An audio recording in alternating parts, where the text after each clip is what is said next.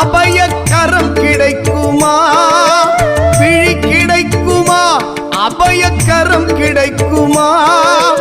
குருநாதன் சரணத்தின் நிழல் கிடைக்குமா?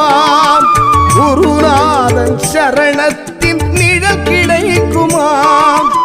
அலை மீது அலையாக துயர் வந்து சேரும் போது அஞ்சாதே எனும் குரலை செவி கேட்குமா? அலை மீது அலையாக துயர் வந்து சேரும் போது அஞ்சாதே எனும் குரலை செவி கேட்குமா? நீ அஞ்சாதே எனும் குரலை செவி கேட்குமா?